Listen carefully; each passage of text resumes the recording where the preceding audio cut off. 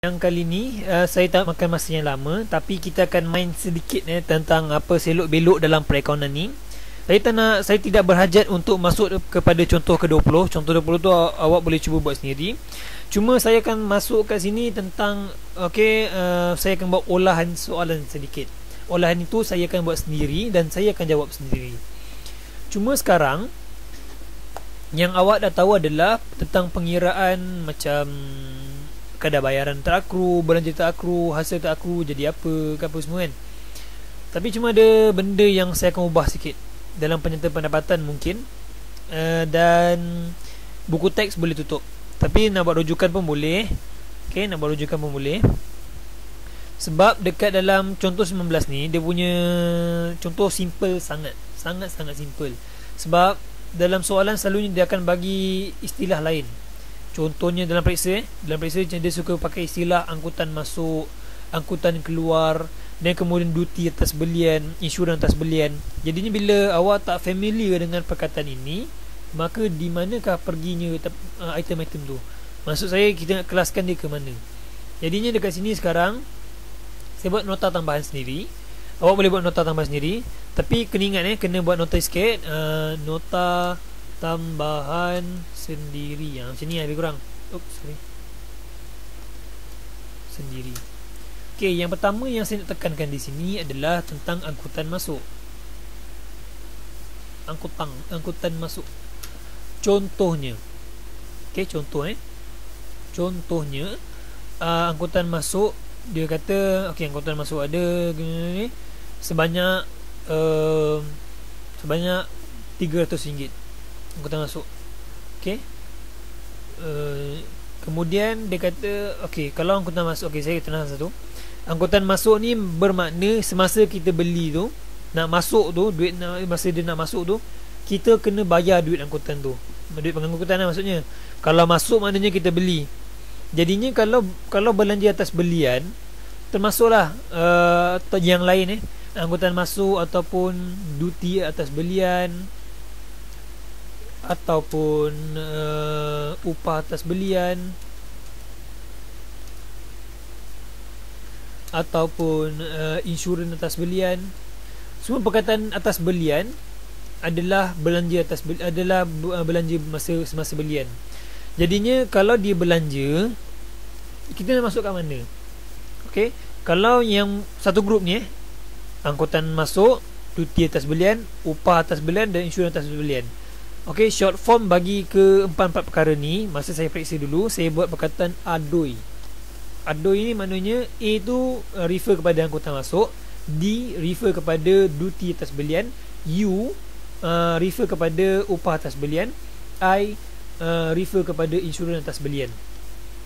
Jadinya kalau misalnya dalam contoh dalam ini cuma semua nota sendiri, tapi andainya dalam periksa tiba-tiba dia keluar kat sini, table ni tiba ada ADOI, salah satu pada ADOI tu lah, misalnya angkutan masuk ke apa, maknanya dia akan masuk dekat mana? Dia akan masuk dekat dalam penyertaan pendapatan,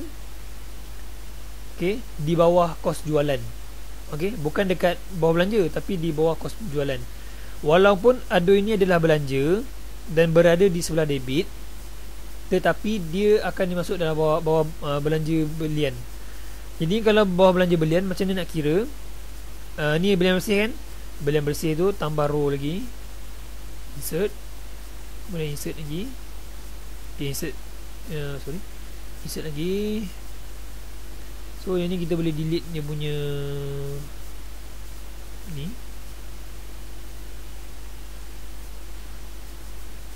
Sekarang sini kita masukkan, mesti tambah ADOI, tambah angkutan masuk kurungan ADOI lah. ADOI ni jangan buat periksa, tapi dibuat nota saja. Untuk nota saja ADOI ni maknanya segala belian bersih ataupun macam mana kata, segala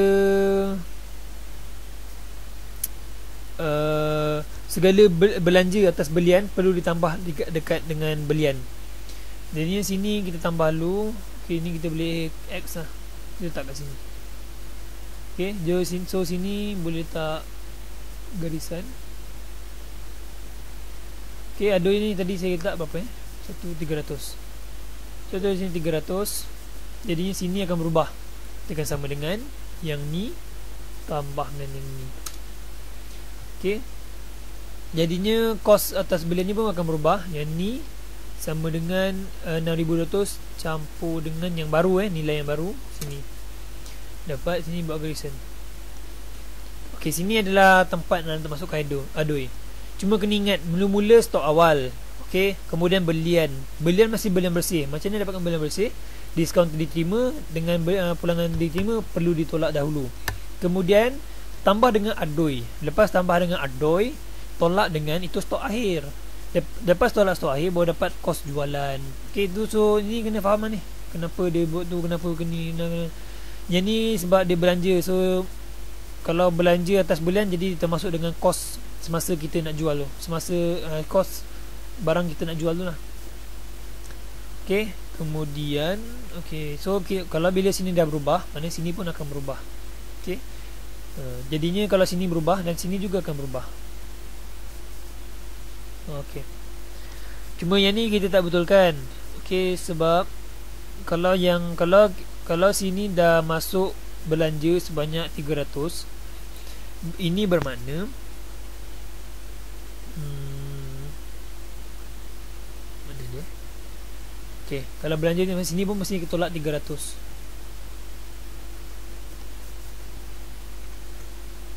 Baru boleh dapat jawapan yang sama kot. Kan betul? Sama. Okey.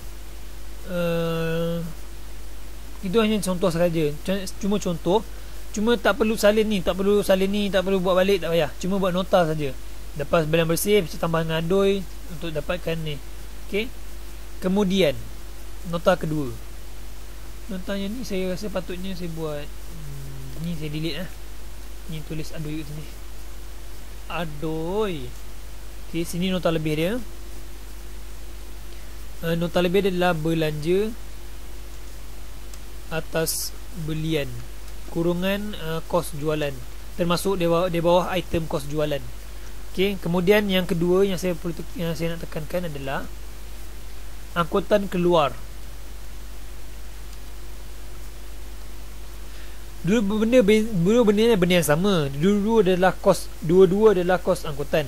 Cuma angkutan masuk adalah angkutan masa kita beli, angkutan keluar adalah angkutan semasa kita jual. Angkutan semasa kita jual dikira sebagai satu macam diskaun diberi. Diskaun diberi kita bagi pelanggan kita murah lah, barang murah, maknanya kita macam kita bagi dia duit lah. Sama juga angkutan keluar, kita nak hantar dekat pelanggan, pelanggan tak payah bayar, kita bayarkan. Jadinya dia masuk belanja mana? Dimasukkan di bawah belanja perniagaan. Jadi contoh angkutan keluar kita letakkan contoh 100. Jadinya di sini kita tulis belanja tidak dikira belanja atas jualan, tapi dikira atas belanja perniagaan. Okey, belanja perniagaan. Jadi bila kata belanja perniagaan, dia akan masuk dekat sini item belanja. So sini kita tambah satu row lagi. Angkutan keluar. Sini 100. Okey, itu dia. Simple dia. Bangkutan pula lah. Post. Angkutan keluar.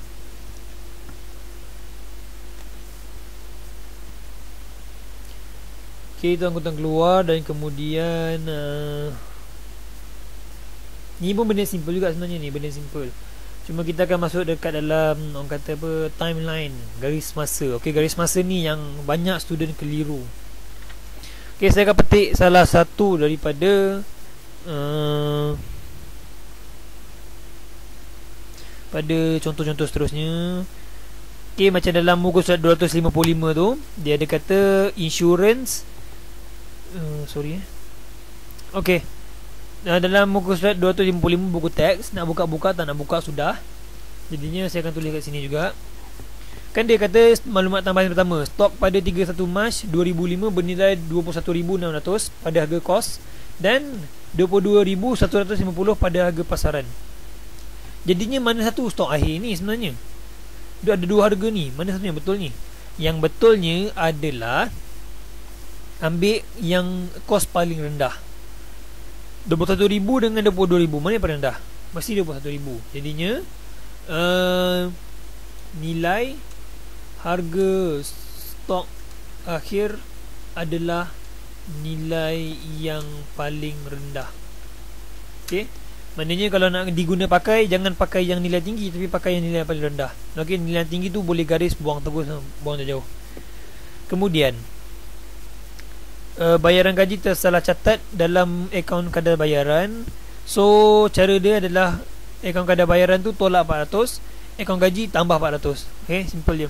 Okay, kalau boleh buka buku teks muka surat 255, ambil pensel dan tulis buat nota apa yang saya cakap. Okay, maklumat tambahan yang kedua tu, bayaran gaji 400 tersalah catat dalam akaun kadar bayaran. Jadinya akaun gaji mesti tambah 400, akaun kadar bayaran tolak 400. Itu saja. Kemudian maklumat tambahan ketiga, insurans diambil untuk setahun akan berakhir pada 30 Jun. Okey, yang ni saya nak tekankan. Yang keempat, dia kata apa? Insurans diambil. Insurans diambil untuk setahun. Insurans setahun tamat pada 30 Jun. Tapi dalam perakaunan dia tamat pada 31 Mac ya. Tapi akaun tamat pada, okey, yang ni contoh untuk 255 ni, bosok 25 pada 31 Mac. Okey, tapi boleh pakai lah, saya buat contoh saja, untuk contoh saja, nota tambahan. Okey, kalau tengok dalam ni muka surat yang ke-55 tu, insurans setahun tamat pada 30 Jun tapi akaun tamat pada 31 Mac. Sekarang ni pemilik dia bayar akaun tu, bayar insurans untuk setahun. Nilai untuk setahun adalah RM, mana insurans 960. Okey, maknanya nak dapatkan nilai yang betul, sekarang kalau dia kata insurans setahun tamat pada 30 Jun, maknanya dia start pada bila? Kalau dia tamat pada 30 Jun, dia start pada bila? Maknanya dia akan start pada bulan, kena kira 12 bulan sebelum tu lah. Ok, saya buat satu lagi contoh. Sekejap buat kat sheet baru. Saya zoom. Ok, kita tengok ni ini Januari, Feb, March, April, Mei, Jun, Julai, Ogos, September, November, Disember. Kemudian kita ulang lagi sekali. Okey, yang ni di bawah tahun lain. Contohnya ini adalah tahun 20x4. Okey, kotak. Kemudian kita buat petak baru lagi. Sini mula balik Jan, kita copy je lah, senang.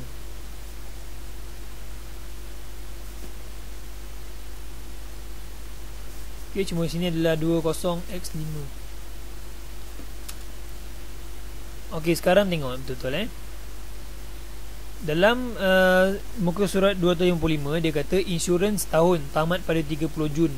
Maknanya insurans tahun tu dia akan tamat pada 30 Jun 2005. Sini lah maknanya kan, dia tamat kat sini. Okay, sini kita merahkan menandakan dia tamat pada bulan ini. Pada sini. Sini tulisan dia kenapa jadi tu Okay, jadinya kalau sini tamat pada mana, sini cukup setahun. 1, 2, 3, 4, 5, 6, 7, 8, 9, 10, 11, 12. Maknanya dia bermula pada 1 Jun 2004. Color kan, color lain, color warna hijau menandakan dia bermula. Ok, tengok maknanya dia bermula pada tengah tahun 2004 dan tamat pada tengah tahun 2005.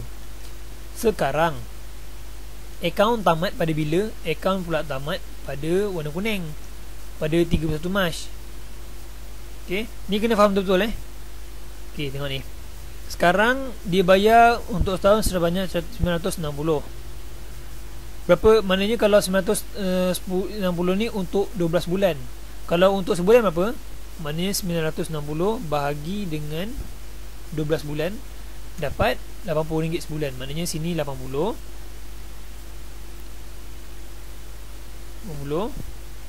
Sini 80, 80, 80, 80, 80, 80, 80, 80, 80, 80, 80. Betul tak? Sini mesti merah. Sini mesti kuning. Okey. 1, 2, 3, 4, 5, 6, 7, 8, 9, 10, 11, 12. Okey. Maknanya dia bermula pada bulan Jun. Okey. Sekarang dia tamat pada bulan Mac. Akaun dia tutup pada bulan Mac. Maknanya kat bulan Mac ni adalah, pada bulan Mac ni adalah tarikh dia dah buat penyertaan pendapatan. Maknanya sepatutnya pengiraan yang selepasnya tidak dikira. Jadinya insurans adalah belanja.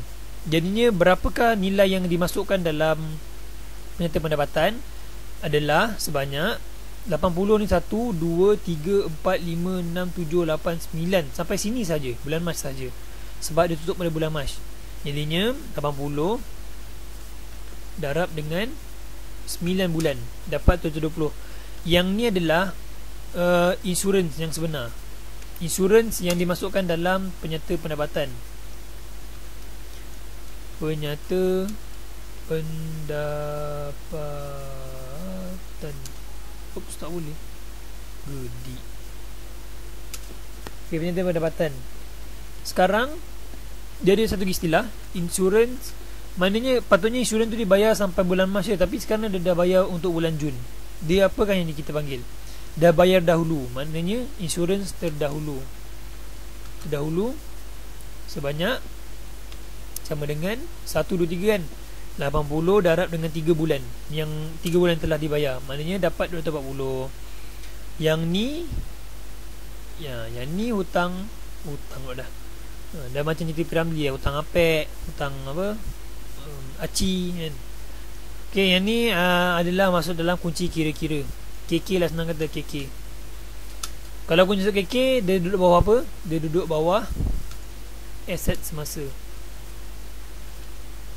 Itu dia. Kalau pendapatan ni macam biasa lah, ni mestilah belanja kan. Dan itu insurans mesti belanja. Belanja. Itulah dia. Mudah saja kan. Nak kira dia punya cara, dia punya garis masa tu mesti kena tahu macam mana nak kira, macam mana nak dapatkan ni semua ni. Okay, lagi saya tengok dalam ni. Okay, dalam maklumat tambahan tu, maklumat tambahan muka surat 255 contoh ke 20. Tengok situ ada bayaran gaji dah saya terangkan, insurans dah terangkan. Kemudian peruntukan hutang ragu. Okay, peruntukan hutang ragu 5%. Okay, kita balik pada sini. Oops, sorry kat sini boleh lah buat jalan kira. Nak buat kertas conteng je, kertas conteng untuk contoh 20 tu nanti awak boleh buat sendiri. Okay, peruntukan hutang ragu 5% ke atas penghutang. Sekarang masukkan 5%. 5% darab dengan penghutang apa penghutang? 8,200. Mana depan adalah 410. Okay.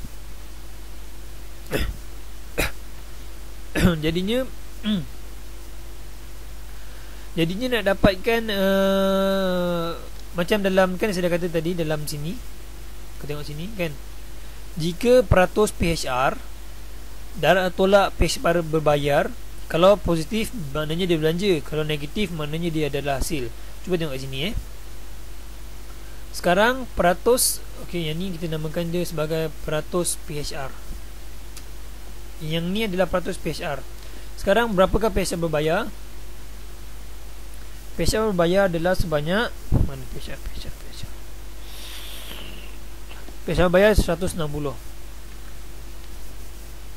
Sekarang tengok baik Jadinya sekarang balance dia berapa?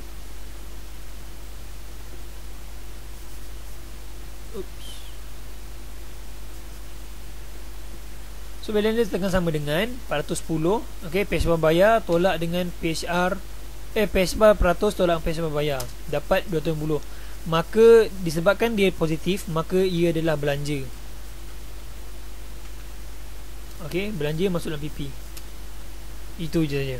Kan mudah kan, senang. Kalau PHBAR peratus ni tolak dengan PHBAR bayar, dapat positif, maka dia belanja. Tapi kalau PHR ni peratus ni tolak dengan berbayar, dapat negatif, maka dia adalah hasil. Okey, seterusnya tengok dalam maklumat tambahan yang kelima, alatan pejabat disusun nilai pada kadar 10% ke atas kos macam biasa. Kemudian okey, yang ke-6 susah sikit. Pinjaman diperoleh pada 1 April 2004. Faedah atas pinjaman ialah 8% tahun. Macam mana kita nak kira 8% tu untuk setahun? Sedangkan dia pinjam pada 1 April. Oops, betul tak ni? Makanya 1 April je kita susun dulu pinjaman bank bermula pada 1 April tahun lain. Tahun ni jauh pekat sikit. Kemudian dia bawa ke sini 1 April 1, 2, 3, 4, 5, 6, 7, 8, 9, 10, 11. 1, 2, 3, 4, 5, 6, 7, 8, 9, 10, 11. Oops, saya rasa saya salah kira. Kalau tengok kat sini, tengok April, Mei, Jun, Julai, Ogos, September. Mana Oktober? Nak Oktober hilang lah. Alamak, tak ada Oktober pula. Salah kira pula. Aduh, klise lah. So sini tulis Oktober 90. So kita kira balik. Okay, sorry kita tengok balik insurans tadi. Pada muka surat 255, insurans diambil untuk setahun, berakhir pada 30 Jun. Okay, maknanya diambil daripada 30 Jun ni 1, 2, 3, 4, 5, 6, 7, 8, 9, 10, 11, 12. Maknanya dia bermula pada Julai. Okay, ni salah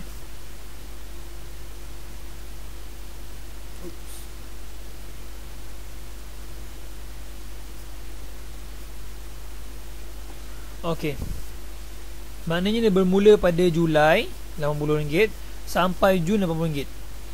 Maknanya okey insurans terdahulu tu sama insurans terdahulu tu sama. Dia tetap dia masih 3 bulan punya terdahulu dan juga masih berbayar dengan RM720. Okey. So sekarang nak kira kita punya faedah atas pinjaman. Kalau tengok dalam maklumat tambahan yang ke-6 tu, dia bermula pada 1 April, Mei 1, 2, 3, 4, 5, 6, 7, 8, 9, 10, 11, 12. Maknanya tamat pada maknanya cukup setahun lah kan. Kalau cukup setahun, maka dia tidak menjadi apa-apa masalah. Jadinya boleh darab dengan 8% terus. Maknanya pinjaman bank mana? Pinjaman bank 8,000, darab terus dengan 8%. So tak ada masalah banyak. Okay, kemudian tengok dekat dalam, saya tengok dulu contoh apa yang boleh saya petik lagi.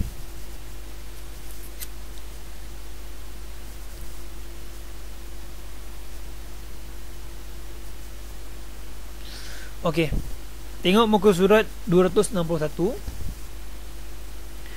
Muka surat 261. Okey, ada maklumat tambahan tu kan. Ini ada jawapan tak? Okey, ada. So rujukan. Kalau boleh buat soalan-soalan sampel ke soalan contoh saja. Kalau soalan belakang tu takut tak ada jawapan, susah pula nak buat kan. Okey, nanti tengok dekat ni, tulis tengok maklumat tambahan yang kedua. Okey, tengok maklumat tambahan yang kedua. Sekarang dia kata sewa tahunan ialah 9,600. Tetapi dalam imbangan duga ataupun dalam catatan yang telah berbayar, cuma yang dibayar adalah sebanyak 8,800. Okey. Contoh baru lagi. Oops.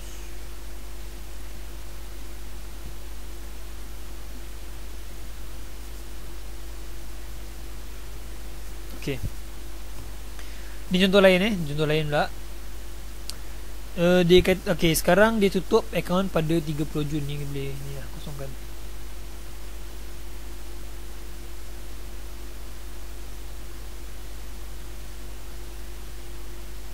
Okay, ni contoh lain Sekarang dia kata imbangan duga pada 30 Jun. Maknanya dia tutup akaun pada 30 Jun. Dia tutup pada Jun sini lah. Tak warna merah. Maknanya dia stop akaun pada Jun. Oh sorry, stop akaun pada kuning. Sekarang dia bayar, sepatutnya dia bayar untuk setahun. Maknanya 1, 2, 3, 4, 5, 6, 7, 8, 9, 10, 11, 12. Pada Julai lah. Julai ni starting patutnya dia bayar sewa. Tak warna biru. Semua warna biru. Sekarang disebabkan 12 bulan, maknanya cuba bahagi dulu 9,600 untuk setahun, bahagi dengan 12 untuk 1 bulan. 1 bulan 800. Di sini tulis 800. Okay, kita copy je lah. C V V V V V V V V V V V. Okay, maknanya sampai dekat 12 bulan cukup 9,600. Sekarang yang dia bayar cuma 8,800 sahaja. Sepatutnya 9,600, tapi dia bayar, cuma boleh bayar 8,800. Maknanya apa? Maknanya 8,800 tu, okey, maknanya 9,600 tolak 8,800. 9,000 patut bayar, tapi yang dia bayar 8,800 saja. So baki tinggal berapa? Baki dia kena kira macam ni. Dengan 9,600 tolak 8,800 RM800. Maknanya dia cuma bayar daripada sini sampai 11 bulan saja. Yang ni dia tak boleh bayar. Okey, yang lain ni tak boleh bayar. Maknanya yang ni akan jadi apa? Akan jadi belanja teraku. Okey, 800 ni akan menjadi belanja teraku.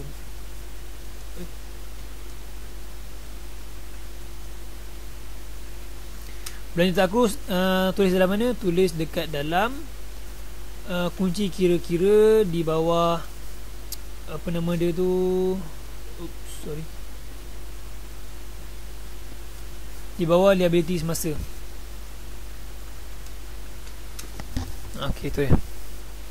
Okey, yang tu untuk okey, simple je. Ni cuma contoh untuk buat macam mana buat garis masa tu. Kemudian lagi pemilik mengambil barang berjumlah 900 tujuan promosi. Okey kalau macam pemilik mengambil barang, okey ni dalam muka surat 261 maklumat tambahan. Pemilik mengambil barang berjumlah 900 untuk tujuan promosi.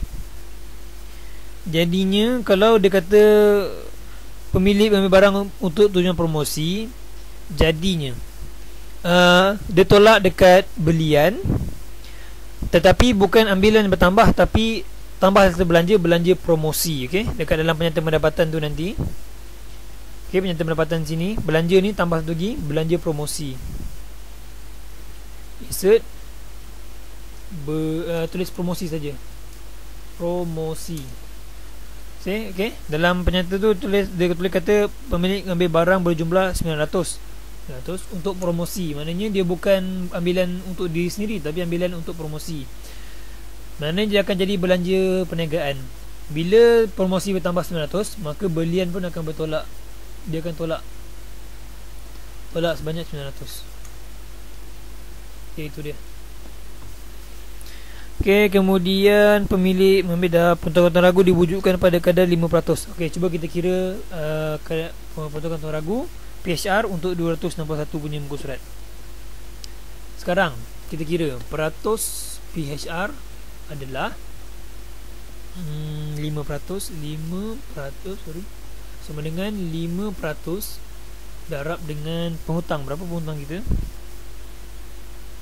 16,800. Sekarang tolak dengan PHR berbayar. PHR berbayar kita berapa? Mana PHR ni? Peruntukan hutang ragu dia tak.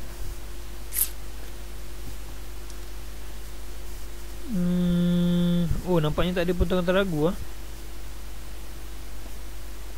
So kalau tak ada potongan teragu, automatik Okay, maknanya kalau PHR berbayar tak ada, maknanya automatik akan jadi kosong. Bila jadi kosong, senang lah tu lah kerja kan. Dah senang lah tu. So tolak je lah. Sama dengan PHR berbayar ni, tolak dengan PHR peratus, tolak dengan PHR berbayar. Okay, automatik akan jadi positif. Kalau positif maknanya belanja masuk dalam PP. Dah settle. Okay, siap dah pelarasan. Ini adalah bab untuk pelarasan saja. Okay, dah siap dah. Okay, apa-apa pun, terima kasih kerana menonton. Dan jangan lupa untuk subscribe dan komen. Dan join saya di mygodemy.webh.com. Saya akan sediakan link dekat bawah nanti.